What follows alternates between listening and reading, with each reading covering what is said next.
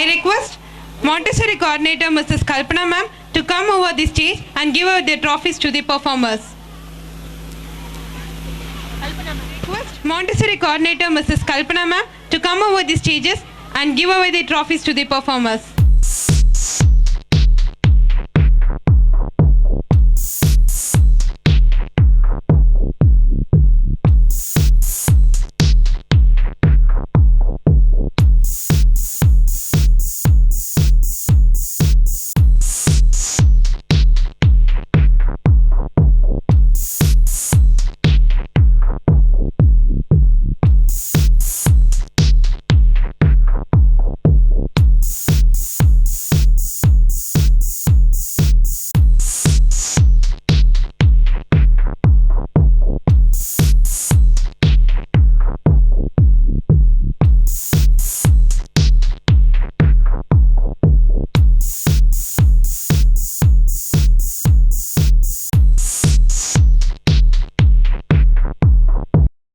Next, we will have a divine classical dance drama, Nritya Natika. Our next performance is a dedication to Lord Shiva and Parvati, victory of good over evil. நாட்டிய நடனத்தின் சுருக்கம். மகிஷனின் தவம் கண்டு வியந்த பிரம்மன் மகிஷன் முன் தோன்றி உனக்கு வேண்டும் வரத்தை கேளு என்கிறார். அதற்கு மகிஷன், எனக்கு எந்த ஆணாலும், அதாவது எந்த மனிதராலும் தேவராலும் அசுரராலும் அழிவு நேரக்கூடாது, அத்தகைய வரத்தை தாங்கள் எனக்கு அருள வேண்டும் என கேட்கிறார். வேறு வழியின்றி பிரம்மனும் அவ்வரத்தை அளிக்கிறார். வரம் பெற்ற மகிஷன் பிரம்மனிடத்தில், இப்பொழுது உங்களால் என்னை அழிக்க முடியுமா என கேட்கிறான். முடியாது என பிரம்மன் பதிலளிக்க அவரையே அழிக்க ஓடி வருகிறான் மகிஷன். அவனுடைய ஆணவத்தை கண்ட பிரம்மன், ஒரு பெண்ணால் தான் உனக்கு அழிவு என அவனை சபித்துவிட்டு செல்கிறார். ஒரு பெண்ணால் என்னை அழிக்க முடியுமா என இருமாப்பு கொண்ட மகிஷன் தேவர்களுக்கும் யாகம் செய்யும் முனிவர்களுக்கும் பல துன்பங்களை கொடுக்கின்றார். தேவர்களும் முனிவர்களும் சிவனிடம் சென்று மகிஷனின் செயல்கள் குறித்து முறையிட்டு அவனை அழிக்க வேண்டுகின்றனர். சிவன் பார்வதியால் தான் மகிஷனை அழிக்க முடியும் என்று கூறுகிறார். பார்வதியும் அதனை ஏற்றுக்கொள்கிறார். பார்வதிக்கு சிவன், பிரம்மா, விஷ்ணு, முருகன், விநாயகர் உள்ளிட்ட அனைத்து கடவுள்களும் தங்களின் சக்தியை அளிக்கின்றனர். அனைத்து கடவுள்களின் ஆயுதங்களுடன் 1000 கையுடையவளாக மகிஷாசுர மர்தினியாக சிம்ஹவாகினியாக வடிவமெடுத்த பார்வதி மகிஷாசுரனை கொன்று வதம் செய்கிறாள். அவளின் உன்மத்தத்தை அடக்கி மீண்டும் பார்வதியாக மாற்ற சிவனால் தான் முடியும் என்று எண்ணி அனைவரும் மீண்டும் சிவனிடம் சென்று வேண்டுகின்றனர். சிவன் தவம் இருந்து மகிஷாசுர மர்தினியை மீண்டும் பார்வதியாக மாற்றுகிறார். அனைவரும் சிவனை வாழ்த்தி வழிபடுகின்றனர். பிறரை அழிக்க நினைப்பவன் தானே கெட்டழிவான் என்பதும், இறைவனை சரணடைந்தால் தீமை அழிந்து நன்மை வெல்லும் என்பது இதன் மூலம் நாம் உணரும் கருத்தாகும். வாருங்கள், எங்கள் வெங்கடேஸ்வரா பள்ளியில் உள்ள கலையரங்கில் நாட்டிய விருந்தை கண்டுகளிப்போம். இதோ இங்கே.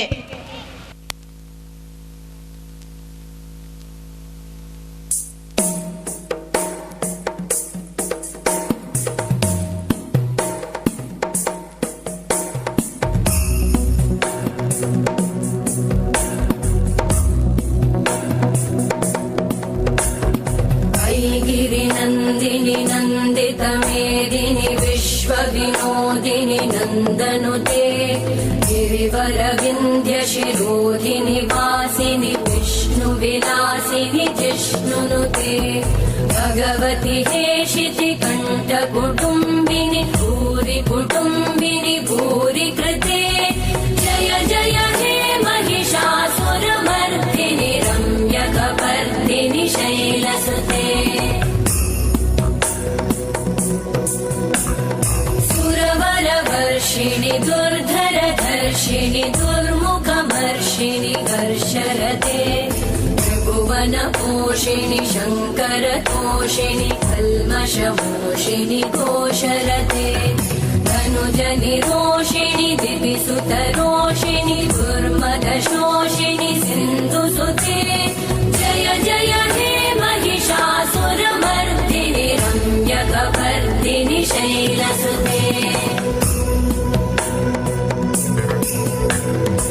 ऐरण दुर्मद शत्रुवधोदित दुर्धर निर्जर शक्तिभृते चतुर विचार धुरेण महाशिवदूतकृत प्रमथाधिपते दुरित दुरीह दुराशय दुर्मति दानवदूत कृतान्तमते जय जय हे महिषासुरमर्दिनि रम्यकपर्दिनि शैलसुते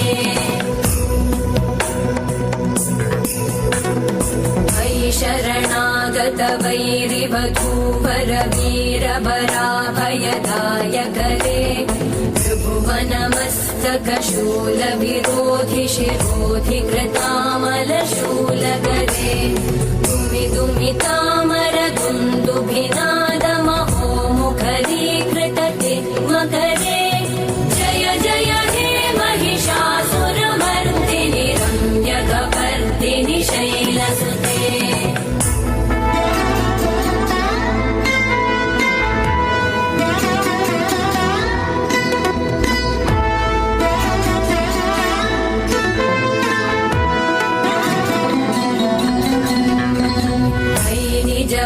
कृतिमात्र निराकृत धूम्र विलोचन धूम्रशते समर विशोषित शोणित बीज समुद्भव शोणित बीजलते शिव शिव शुम्भ निशुम्भ महाहवतर्पित भूत पिशाचरते जय जय हे महिषासुरमर्दिनि रम्यकपर्दिनि शैलसुते सुरललनाथ तथेयि तथेयि कृताभिनयोदर नृत्यरते कृतकुकुत कुकुतो गडदादिकताल कुतूहलगानरते कुटुकुट जुक्कुट दिन्दिमित ध्वनि धीर मृदङ्गनिनादरते जय जय हे महिषासुरमर्दिनि रम्यकपर्दिनि शैलसुते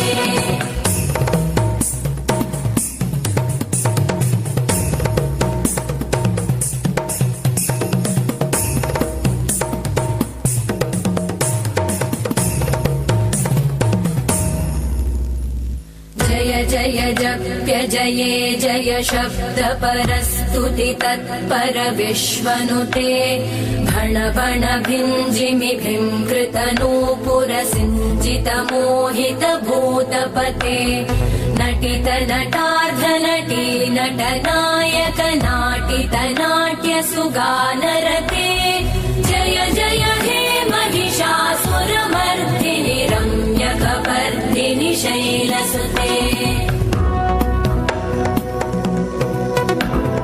सहित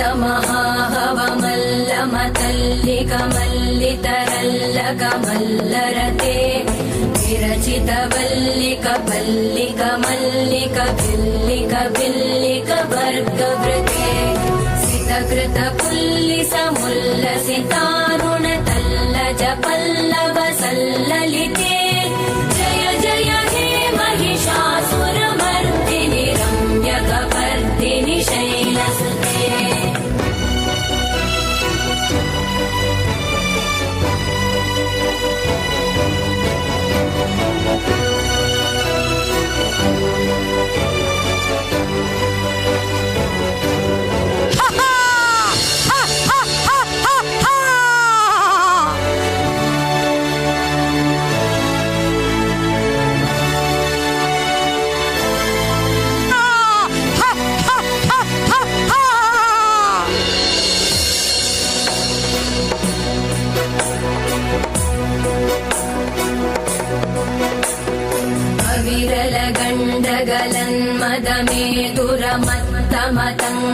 गलन्मदमेदुरमत्तमतङ्गजराजपते त्रिभुवनभूषण भूतकलानिधिरूपपयोनिधिराजसुते अयि सुदती जनलालसमानसमोहन मन्मथराजसुते जय जय हे महिषासुरमर्दिनि रम्यकपर्दिनि शैलसुते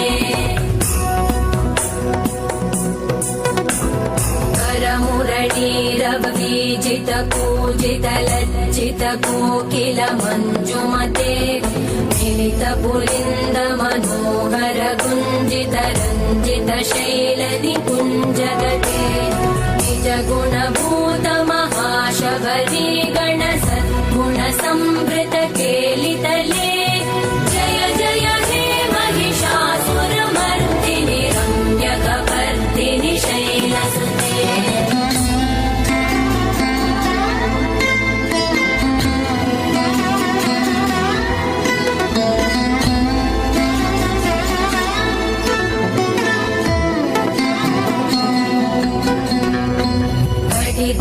तटपीतदुकूल विचित्रमयूकतिरस्कृत चन्द्ररुचे प्रणत सुरासुरमौलिमणिस्फुरतं शूलसन्नख चन्द्ररुचे चितकनकाचल मौलिपदोर्जित निर्भर कुञ्जर कुम्भकुचे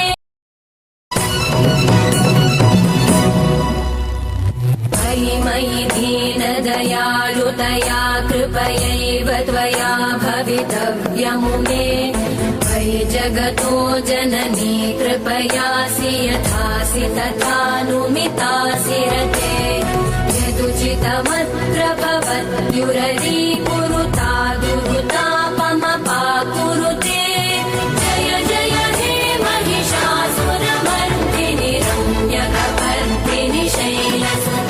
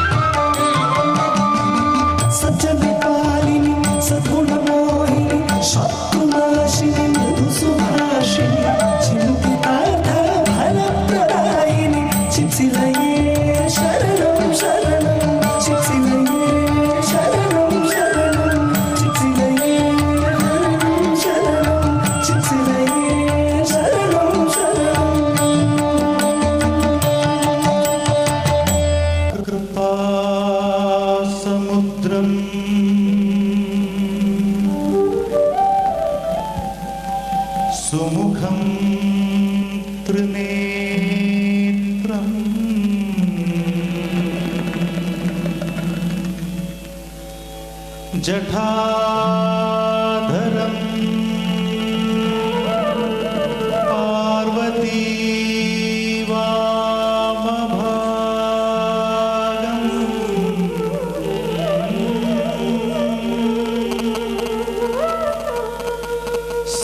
सदाशिवं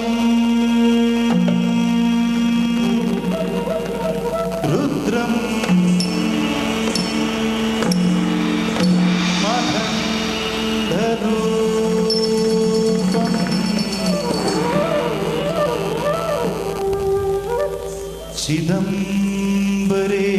चिदम्बरेशं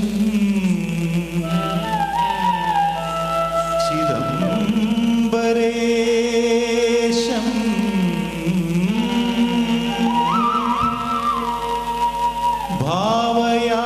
भावयामि भावयामि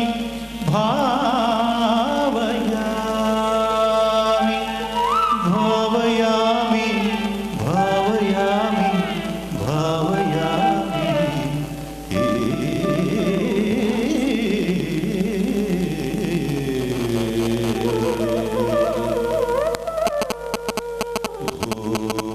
शंभो शिव शंभो स्वयंभो शंभो शिव शंभो स्वयंभो शंभो शिव शंभो स्वयंभो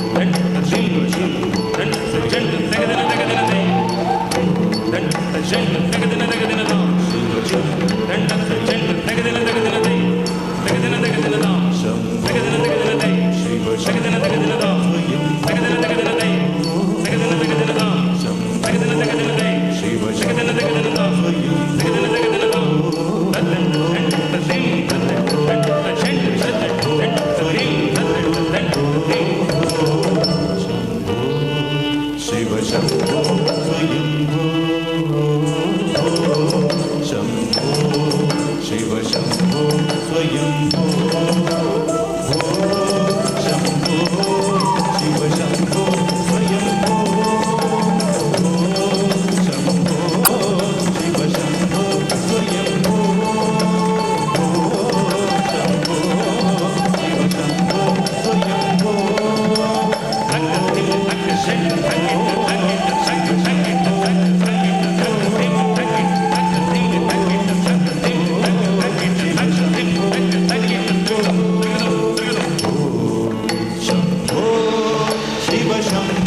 स्वयं